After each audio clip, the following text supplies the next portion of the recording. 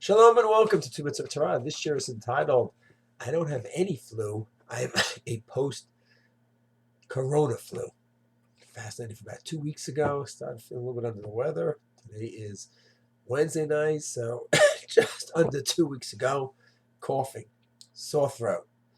A little bit weak, but sore throat, coughing, intense. And a few days go by, another few days go by. Called my doctor. Actually did another COVID test. Comes out negative. A few days later, told me to do another COVID test because it's a false negative. That came out negative as well. Strep test, negative. X-ray terror. They don't really see anything. So, seems like a good old-fashioned virus, flu. And I'm just not getting rid of it. 2 weeks strong. So, the more I read, the Science Times has plenty to say. More recent Science Times that are totally dedicated to COVID. It lingers on.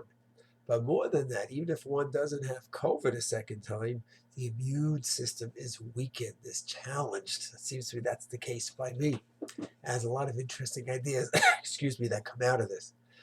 First of all, if you can just move yourself in the picture and just study it, it's fascinating. Sometimes I get a cut, the body heals itself, and it's gone. There's no remnants from the cut, it's over. And with many things, it's that way. You have something, affects the body, it's gone. You have a lot of categories. Chometz that you want on Pesach. When you have it on Pesach, it's an Isser, it's a grave violation. What happens with that chometz afterwards? Is that chometz affected? Some you don't write to some say, yeah, that's chometz shaval Pesach. That's forever prohibited from the Torah. We paskin b'drabanan, but the effects are still there even though Pesach is over. So there's an interesting halacha category where a time can affect some thing, some object, and even though the time is gone, the effects are still there. So too, the category of different machalas and machalot and diseases, where it could be affect person that could be just during that time, or it goes on. So it's just an interesting category to analyze and search and try to understand COVID. How does it work? Not just, how am I going to get better? Just understand the science. And just like all areas of science, we should try to understand God's beautiful and infinite wisdom, how he set it up. But there's another point as well. Not just it's interesting science, but applying it in terms of health. Many people say, it's easy just to get it over with, and then I don't have to worry. And once I get it once, there's certain rules and regulations, certain leniencies that I have. Not a simple thing to assume. There are certain rules and regulations. That's true. If you had it once, it could be that there's certain leniencies that you may have.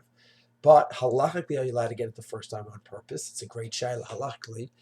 Are you allowed to, quote, injure yourself? Not what's so minor, so maybe it's fine. Maybe not nice shayla to look into. We'll explore that one day. And yes, all of your friends had it. They were a little bit weak. It was nothing, not a big deal. All my students are Asian. Almost everyone had it. Nah, it was nothing. He was a little bit weak. He felt nothing, and everyone was fine. But even if you assume that, wait a second.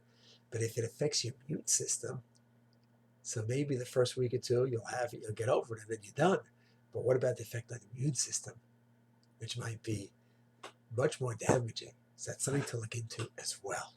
So it's a fascinating shaila, fascinating sugya in terms of both understanding God's world and applying it halacha l'maaseh to ourselves.